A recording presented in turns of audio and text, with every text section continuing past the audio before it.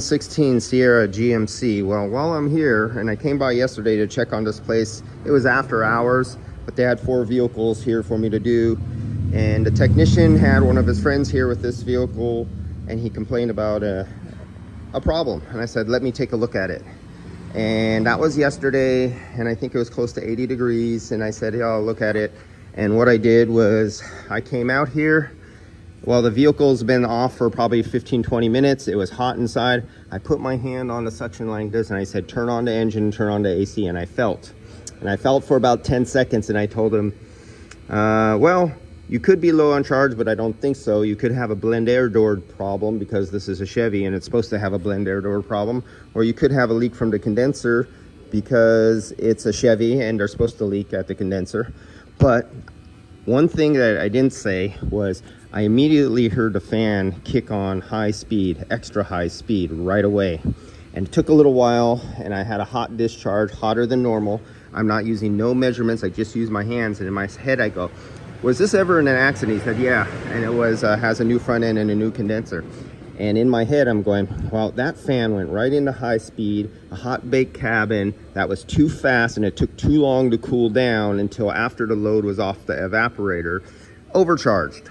So he came back today while I'm doing the other 4 vehicles, and I'm still in the recovery process. This is what I've recovered out so far. 630 grams. He has a pickup with needs 600 grams, or no, 730 grams. He has a pickup that belongs 700. So the guys who replaced this condenser overcharged the system, and they probably put 920 grams in there thinking, oh, more is better. And so he said it works good. It works when it's cool, but when it gets hot, it stops working. Yeah, because it's going on high pressure cutout. I'm still recovering refrigerant out of the system, and it just shut off.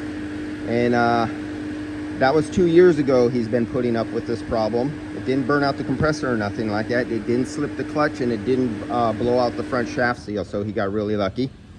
And I'm going to recover this all the way down to the micron level, and we'll be back, and we'll see what this final, how much exactly I've taken out of this.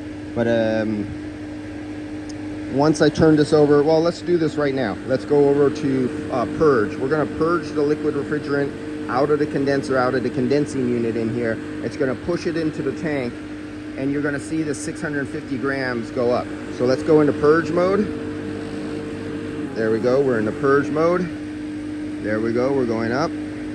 790, and we're supposed to have 600, 800. So I'm going to say there's probably another ounce or 2 of refrigerant trapped underneath the oil, even though it's in a vacuum. We'll probably have about 820 grams, 840 grams in here total once I'm finished recovering. So he probably lost, since they in here, 75 grams, 100 grams, 75 grams or so. He's short from the 920, and that's what happens. Just because somebody owns a big machine doesn't mean they know what they're doing. You have a lot of owners who want to get into this game just to make money, and the owners are complete idiots who can't do the work themselves. They have technicians who don't have experience. They're too cheap to send their technicians to go get the right education, and so you end up with these scenarios. Right away, you can see the picture of the vehicle. I mean, they made this for idiots to work on, so even the owner should be able to do this, but the owners are so fucking clueless that they can't even figure that out. They can't train their own guys, and they're too lazy, cheap, and ignorant to send their guys for training. Yeah, we're getting up there. So, and I see this over and over and over again. What part of this tells you that there's a T in here with a second line going to a dual evaporator? You see? Big SUVs have dual evaporators. A single little cab, you only need a little bit.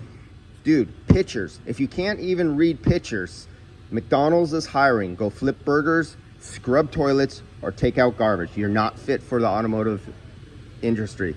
It's not your fault, it's your boss's fault. And because the bosses, a lot of automotive companies are seeking the cheapest guys they can get, less experience, and they always like to use this thing, oh, I don't want to get guys with bad habits, I want to train them myself. No, it's I want the cheapest guy I could get so I can train them to sell the way I want so I can make money. That's the majority of the reality. All right, guys, I'll be back when I'm finished with this.